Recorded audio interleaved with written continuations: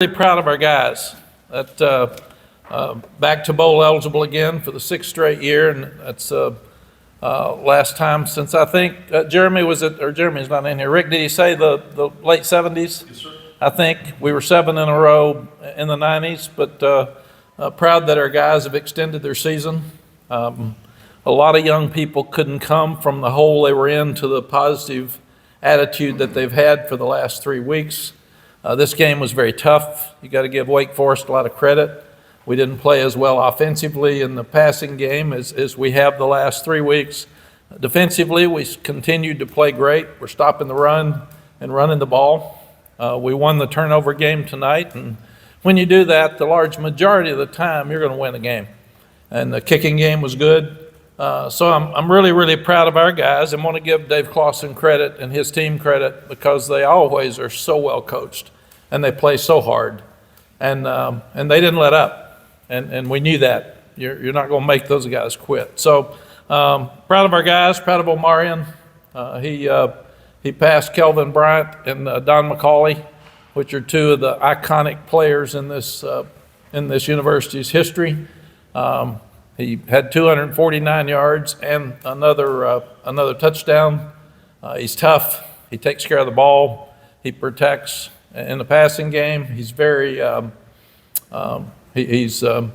humble. He never asks for the ball. I guess you don't have to when you get it 35 times, but he usually makes some plays when he has to help us win the game. So very, very proud of him. Defensively, we did so many good things. There's a couple of things that we've got to fix. You'd like to have shut it down in the end, but they were the difference in the ball game by forcing the turnover, especially on a short field, and giving us a chance to win. I was disappointed we didn't score a touchdown on the first drive. We had 2 sacks in a row when we were at the 4-yard line. You can't do that, and then we missed field goal. So we could have gotten started right. I was proud that we got the field goal with a 1-minute drive right before the half, and I was proud that we had a long drive right after they had a drive to answer. So we won the middle 10-7. So all of those things were different in winning. But really, really proud. Tylee's mom was in the locker room after the game, and she broke them down with keep swinging, which was his favorite slogan. And she had a smile on her face and went to see his locker. So it was really good to have her in there and see her with a smile on her face. Can I answer questions? You asked me a lot of times the last couple of years about Mario.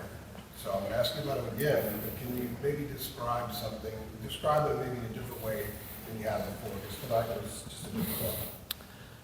All of these young people are very talented or they wouldn't be here. And you ask them why they play. They play because they're very talented, but they have to love to compete because that's what they do at the highest level. And I told them before the game, you work 350 days for 13 Saturdays or 14 Saturdays. So it's got to be so important to you. And you've got to be consistently good to be great. He is consistent with everything he does in his life. He eats right. He works out. He has no vices. He's a good student. He's a great person. He's very unselfish. When we weren't moving the ball or blocking very well for him in the third quarter, he's quiet, but I saw him slip down and go to every offensive lineman and just tap him on the head and say, "We're good. Come on. Let's finish this thing." So he's got such a gentle strength of leadership about him. But he's one of the best players and people that I've ever been around, and really, really proud of what he's accomplished. And we've said before that he could have left here very easily in a time of NIL where people are talking to your players and they're leaving for always greener grass, and he stayed here, and it's worked for him too. And what a follow-up to that, you had some big-time backs when you were here the first time in Texas. What's a common thread he has with some of those guys? He's so powerful. He gets better in the fourth quarter than he does the first. He's got 4.4 speed at 220 pounds, and that's freakish. But to be unselfish, to be a team guy that the players all love and admire, it's just a very unique quality that makes him special. One of his last carries of the game, he carried about 5 passes in the end zone.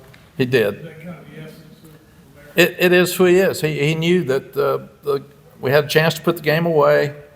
They were all on the line of scrimmage. We weren't going to throw it. They knew it. We knew it. And they were ducking down low and submarining the line of scrimmage. He just jumped over them and then ran it in, which again is a great instinct for a tremendous back.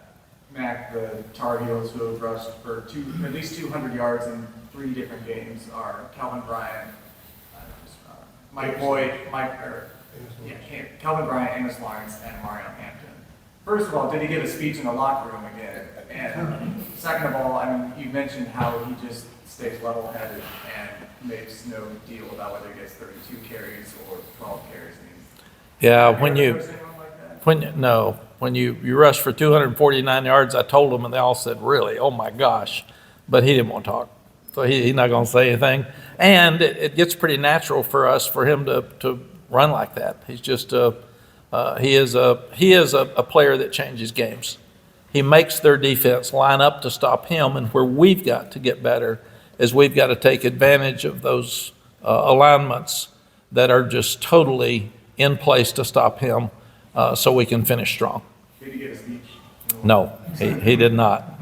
In fact, September's mom talks about as much as Omarion did, and I asked her to, and she said, good job. So that would have been about what Omarion would have said. Back on the topic of eligibility, you kind of clinched, I guess, at different points in your second year back. You've gotten in that 6-0, 6-1, getting toward the end here. How, I guess, crucial is it for you guys to just kind of get it out of the way and just kind of get it taken care of, for this next year? I think it's not our goal. It's an early goal. It's not the ultimate goal, obviously. But when you're 6-0 and 6-1 and get to a bowl, you kind of say, we knew that. We're going to do that anyway. That's fine. But now we've got other things. For this team to have been in such a hole, very few teams, in my estimation, could have come out of this. And that means they've got great character.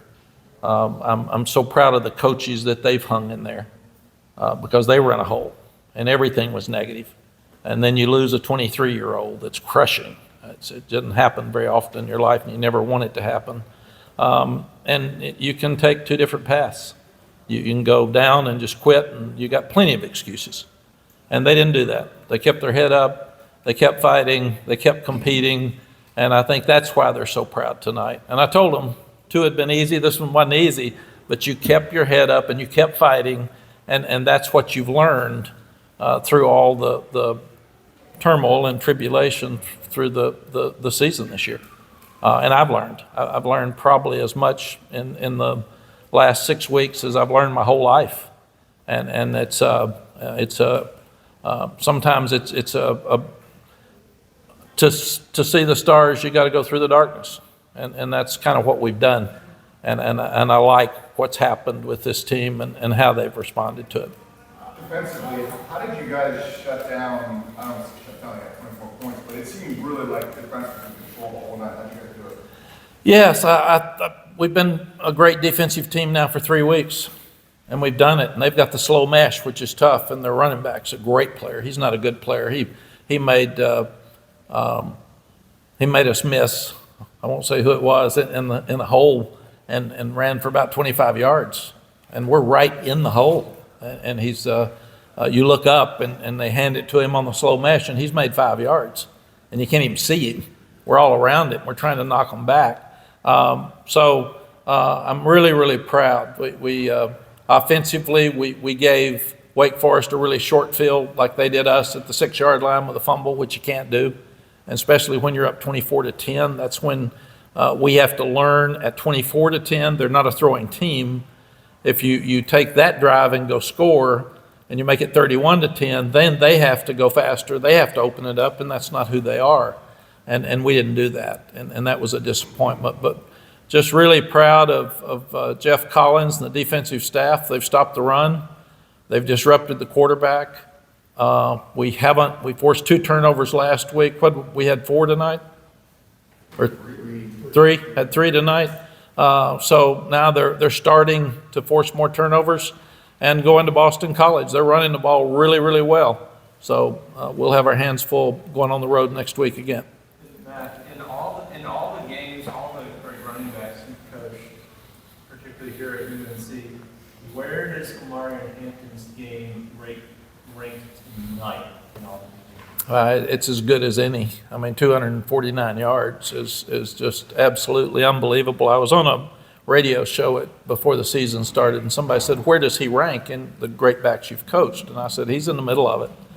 And he really is. And there's some great ones. But everybody in the country would want Omarion Hampton on their team, and he's going to be a great pro player.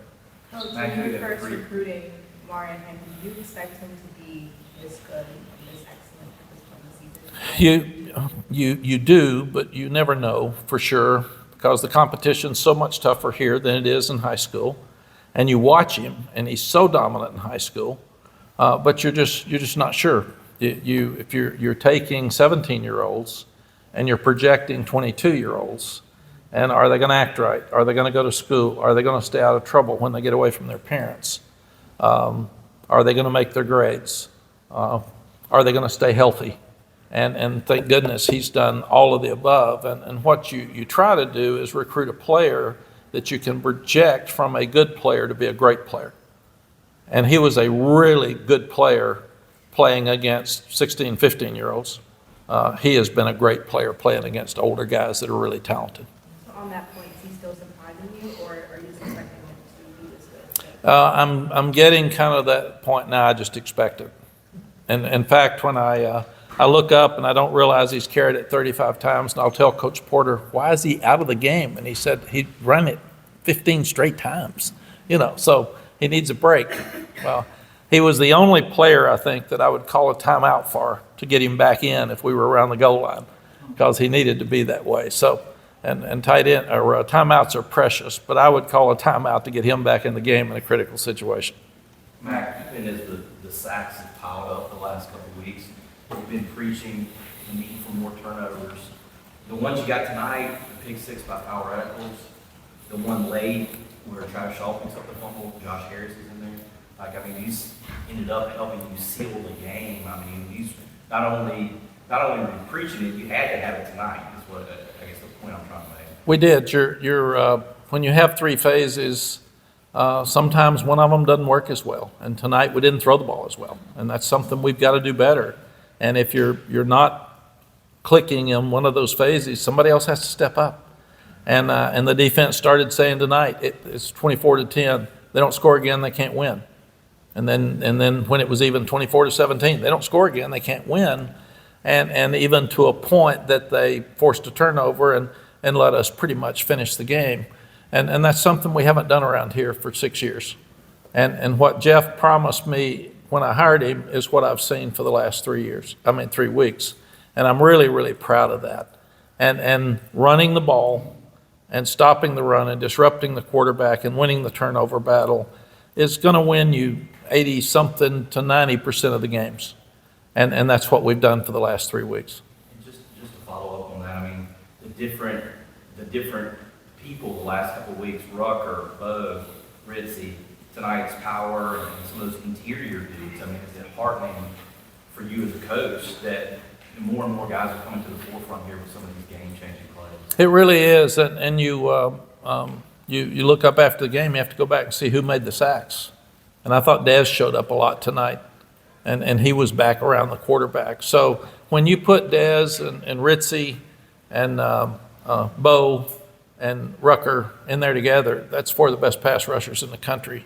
So it's really, really tough. And we're starting to stop the run more now on first and second down, so we're getting more third and longs where you can put your pass rush team in and have a better chance to get turnovers. The defense has 3 touchdowns in the last 5 games, 1 at each level. What have you seen from them to really make those game-changing and big plays when you got them? Confidence. Confidence is such a powerful thing in our lives. And when you don't have it, it's like a disease. It just beats you down. When you walk into a room without confidence, somebody in there has more confidence than you do. They're going to take over whatever you want to take over. And our defense has never had confidence. They've been up and down. They've talked about it. They've never done it. For 3 weeks, they've done it. And right now, it's a very confident bunch. I thought our offense lost some confidence in the third quarter and I was glad to see them come back out and do some really good things in the fourth quarter. In fact, I really wish JJ had caught the ball on 3rd and 3, because I think if he catches that one, we go score then instead of having to force the turnover, and that kills the clock. There was 5:07 left at that time in the clock. We're going to get it down to the 2-minute warning. Excuse me, I'm supposed to say 2-minute timeout for whatever reason, but still hadn't understood that, but I'm supposed to. But confidence is such a wonderful thing in all of our lives. And if you don't have it, you're not going to end up on top. And right now, our defense has got it.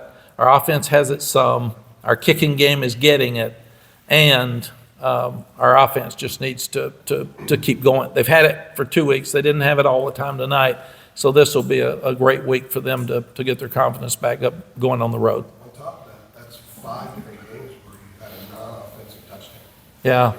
That's got to be a massive lift, especially during a period when you're ushering in a third-string quarterback and everybody's trying to come together. Yeah, I was so proud of Javari Ritzy at Virginia. He's worked so hard here for so many years, and that was just an unbelievable play. And his mom was sitting next to Sally in the stands and jumped on her.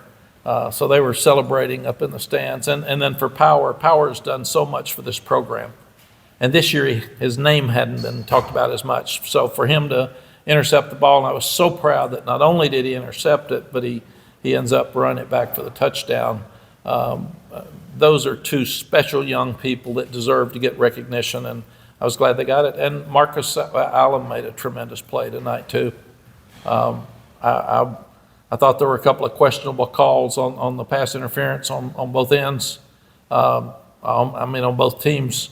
So we've got a couple of those to turn in, but really proud of the ball in the end zone before they threw the touchdown when they had the defensive pass interference. I thought Marcus was going to intercept that one and finish the game then. So, but really, really proud of those guys. Matt, speaking of confidence, you know how unkind the end of the years have been over these last few years.